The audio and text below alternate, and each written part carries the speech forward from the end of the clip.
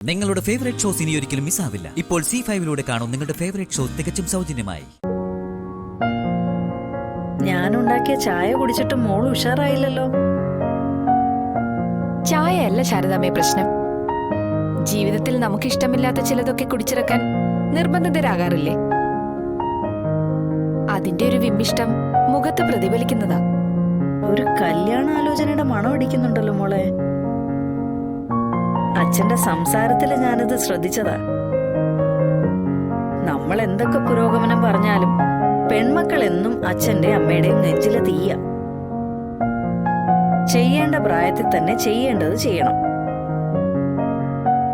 വിശ്വസിക്കാവുന്ന ഒരാണിന്റെ കയ്യില് പെൺകുട്ടിയെ പിടിച്ചേൽപ്പിച്ചാൽ അച്ഛനമ്മമാരുടെ പകുതി ഭാരം ഒഴിഞ്ഞു. അങ്ങനെ ഒരിക്കൽ പിടിച്ചേൽപ്പിച്ചതാ. ഭാരം ഒഴിഞ്ഞില്ല, കൂടിയതേ ഉള്ളൂ. അതെന്ത് പറ്റി? അയാൾക്ക് സ്ത്രീകളോട് താല്പര്യം ഉണ്ടായിരുന്നില്ല. അച്ഛനമ്മമാരുടെ നിർബന്ധത്തിൽ കുടുംബത്തിന്റെ മാനം രക്ഷിക്കാൻ വേണ്ടി ചെയ്ത വിവാഹം.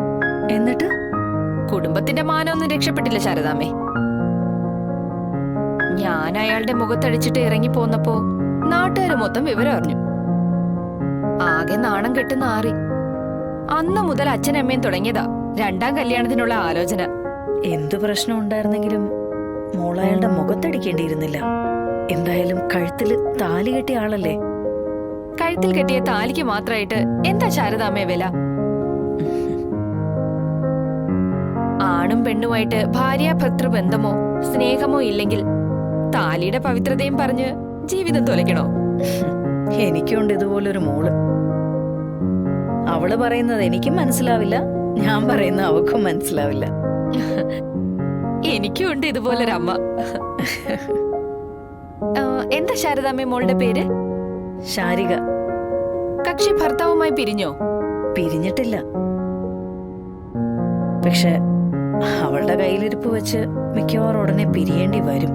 പിരിയട്ട് ശാരദാമ്മേ, എന്റെ വക ഫുൾ സപ്പോർട്ട് ഉണ്ടാകും. ഇപ്പൊ ഇതുപോലത്തെ ധീരമായ പെൺകുട്ടികളുടെ എണ്ണം കൂടി വരികയാ.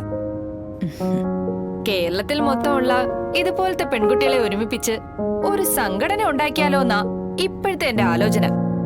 മോളിപ്പോ സംഘടനയൊന്നും ഉണ്ടാക്കാൻ നിക്കണ്ട.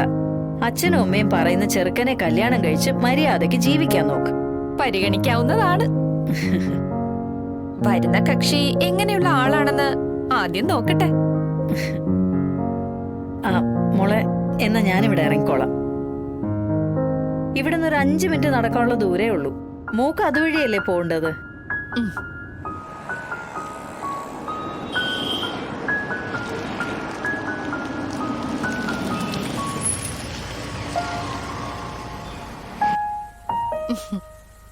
ശാരദാമ്മയുടെ മോള് ശാരികയെ ഒന്ന് കാണണമെന്നുണ്ടായിരുന്നു എനിക്ക്. പക്ഷേ ഇപ്പൊ സമയമില്ല. പേഷ്യൻസ് കാത്തിരിക്കുന്നുണ്ടാവും. പിന്നീട് ഒരിക്കലാവാം. ആയിക്കോട്ടെ മോളെ.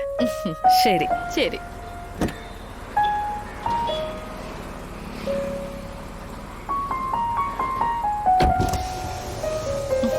ബൈ.